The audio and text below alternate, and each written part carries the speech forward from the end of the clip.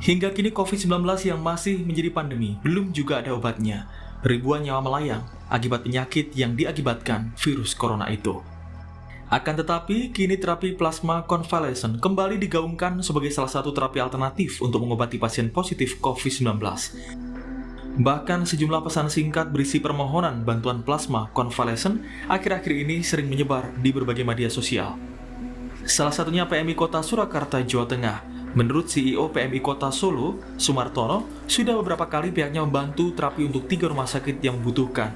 Bahkan PMI Surakarta siap sebagai penyedia plasma konvalesen karena alat memadai. Kita melihat bahwa pasien daripada COVID dan pandemi ini kan masih belum berlalu. Kedua, PMI Solo merupakan unit donor darah yang mampu melakukan plasma aferesis karena punya alatnya, dan kami juga sudah tersertifikasi dari GMP melalui BPOM. Untuk itu kami melalui teman-teman media mengharap bisa mensosialisasi dan memotivasi para pasien COVID-19 untuk bisa mendonorkan plasma konvalesen melalui konvalesen dan melalui PMI Kota Surakarta. Sebetulnya, terapi plasma darah konvalesen bukan merupakan hal yang baru. Terapi ini telah digunakan sejak 1 abad yang lalu untuk mengobati banyak penyakit termasuk difteri.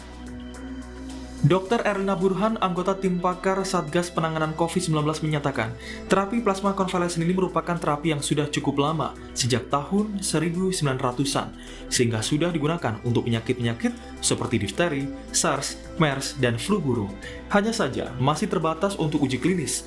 Demikian juga dengan COVID-19, dipakai di banyak negara namun hanya sebatas uji klinis. Erlina juga menambahkan banyak negara telah menggunakan terapi plasma konvalesen dengan hasil yang lumayan bagus dan cukup efektif. Namun, keberhasilan terapi yang telah dilakukan masih terbatas pada jumlah pasien yang sedikit. Sementara itu, sejumlah syarat yang harus dipenuhi pendonor plasma konvalesen, diantaranya diutamakan laki-laki minimal 18 tahun, berat badan minimal 55 kg, riwayat konfirmasi COVID-19, bebas gejala setelah 14 hari, swab 2 kali dengan hasil negatif. Jika perempuan, dipastikan tidak hamil. Kondisi kesehatan dipastikan baik secara fisik dan laboratorium, diantaranya negatif malaria, HIV, hepatitis, dan sebagainya. Dan penyintas memiliki antibodi yang cukup banyak.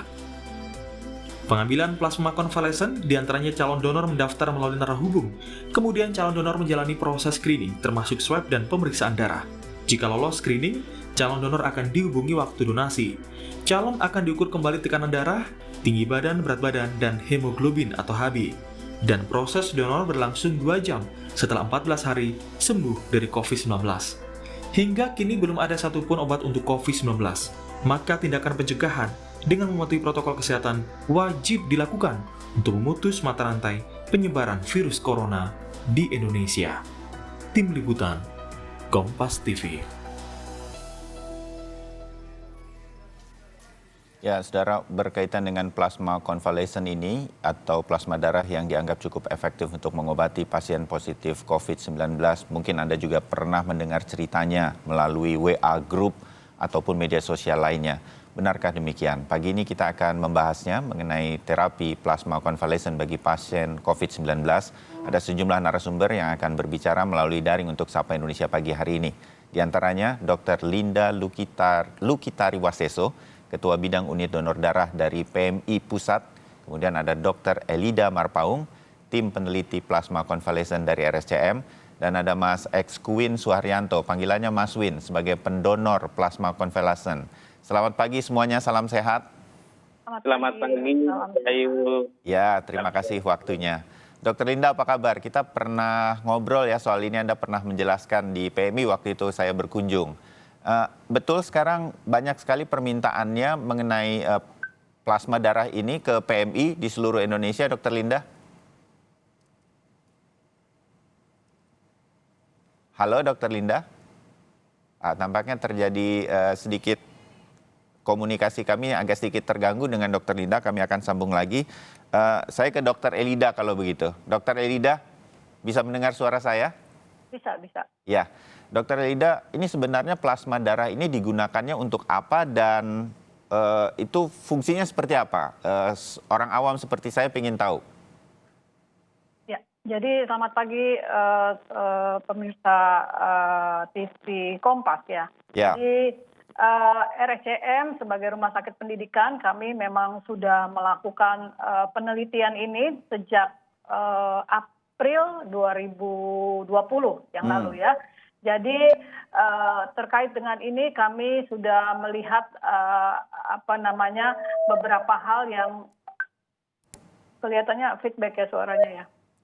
ya, nggak apa-apa. Teruskan saja, Dokter Linda. Kami mendengarnya dengan baik. Ya, jadi sepanjang kurang lebih mungkin 10 bulan atau 11 bulan kami sudah melakukan penelitian ini, Ya. baik yang kami lihat atau yang kami potret dari segi donor ataupun apa yang kami potret dari segi pasien atau resipien yang menerima plasma ini. Jadi mungkin saya sedikit lebih banyak cerita terkait dengan donor, begitu ya. Ya. Di awal-awal kami melakukan penelitian ini, 1 bulan setelah pemerintah menetapkan bahwa kasus COVID-19 ini ada di Indonesia, kelihatannya memang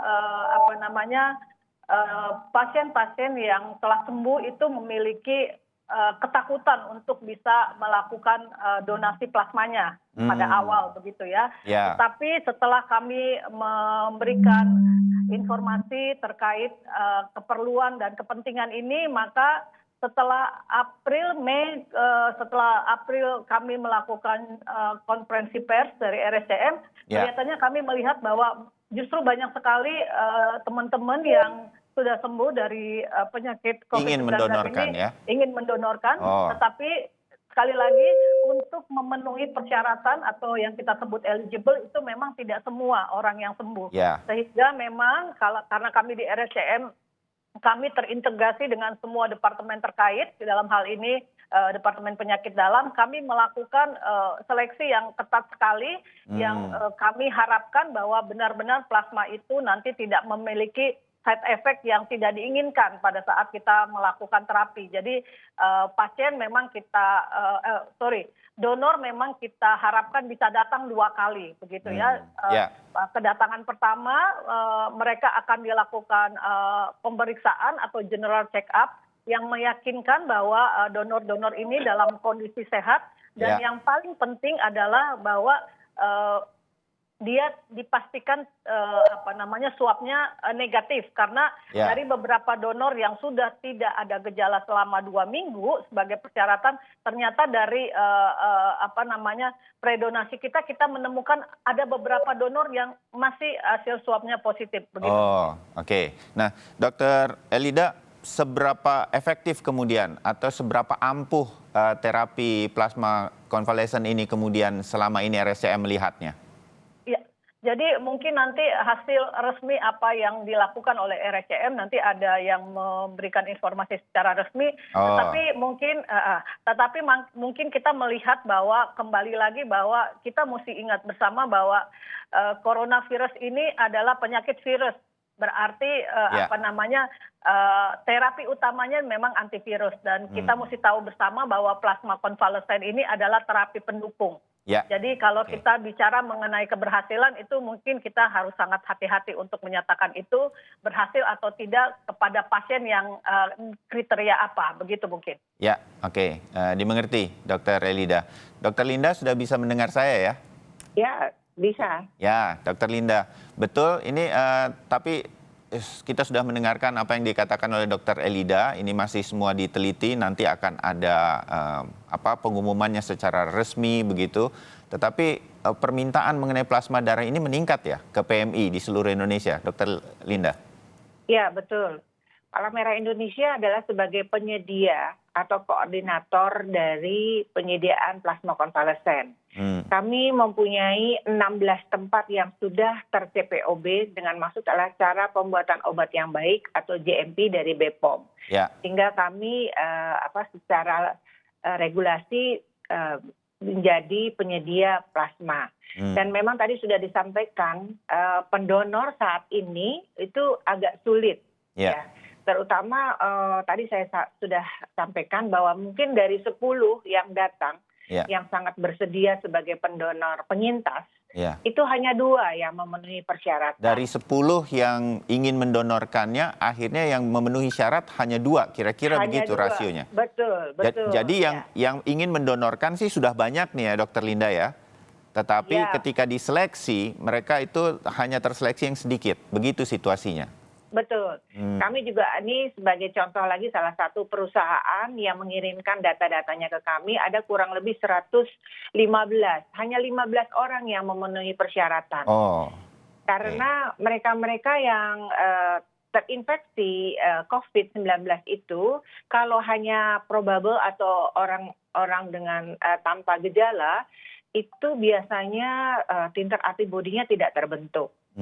Sementara kami memerlukan titer antibodinya harus ada minimal seperti itu. Oke, jadi saya ulangi sedikit di sini. Kalau pernah terpapar COVID-19 OTG, orang tanpa gejala, itu biasanya tidak akan lolos seleksi karena dia antibodinya untuk melawan si virus COVID-19 ini tidak sebesar kalau yang tingkatnya sedang pakai gejala atau malah parah. Begitu Dokter Linda ya? Iya, jadi sedang sampai berat. Kami mengharapkan seperti itu karena itu akan terbentuk titer antibodi. Dan kembali bisa saya sampaikan memang terapi plasma konvalesen ini adalah terapi tambahan atau pendukung. Jadi kami bersama Palang Merah Indonesia bersama dengan Litbangken Kemenkes pun mengadakan uji klinis yang nanti akan ditetapkan oleh Kementerian Kesehatan. Baik, itu dimengerti. Sekali lagi ini terapi yang uji klinisnya terus sedang dilakukan, salah satu yang diterapkan untuk membantu penyembuhan. Saya ke Mas Win sebentar sedikit. Kapan Mas Win terpapar COVID-19, Mas Win? Saya tanggal 9 November. 9 November. Itu dinyatakan positif. Terus kemudian karena jumlah nilai CT-nya cukup rendah, hanya 15,78 sehingga banyak gejala dan akhirnya saya harus isolasi mandiri di rumah sakit. Jadi cukup parah waktu itu Anda ya, sampai mengalami gejala-gejala apa saja Mas Win? Awalnya sebetulnya sih kayak meriang-meriang biasa ya, kayak demam, terus kemudian awalnya seperti orang pilek aja lah gitu. Tapi karena dari situ terus akhirnya banyak keluhan dan nilai CT-nya rendah, akhirnya saya diminta untuk ke rumah sakit. Selama 2 minggu saya ada di pengobatan di rumah sakit. Sampai kemudian dinyatakan negatif tuh 2 minggu begitu? Setelah 2 minggu dinyatakan hasilnya PCR-nya negatif, baru bisa boleh pulang. Ya, Anda juga mengirimkan foto-foto ketika Anda melakukan donor plasma darah Anda. Kenapa Anda kemudian, kapan Anda tahu bahwa Anda bisa membantu pasien yang lain begitu lewat terapi ini? Siapa yang memberitahu dan kemudian kapan Anda kemudian memutuskan, saya ikut donor deh, Mas Win? Iya, kebetulan sebetulnya karena saya juga orang Palang Merah, saya jadi hal ini dan ada pomeo atau job waktu itu salah satu dokter di TNI bilang pada saat menanya saya sakit di rumah sakit gimana keadaannya, dia bilang banyak keluhan gitu. Treatmentnya justru teman-teman dokter itu mengatakan bagus malahan nanti kamu bisa donor plasma gitu. Jadi pada saat itu langsung sudah ya udah siap, kalau saya sembuh siap langsung untuk donor. Iya, jadi darah sebagai orang PMI-nya langsung bergejolak. Oke, saya akan membantu orang lain begitu ya. Mas Win, sambung lagi ceritanya ya nanti. Dr. Linda dan Dr. Elida juga sampaikan lagi perkembangan-perkembangannya yang boleh disampaikan untuk kita pada hari ini. Setelah jeda, kami segera kembali.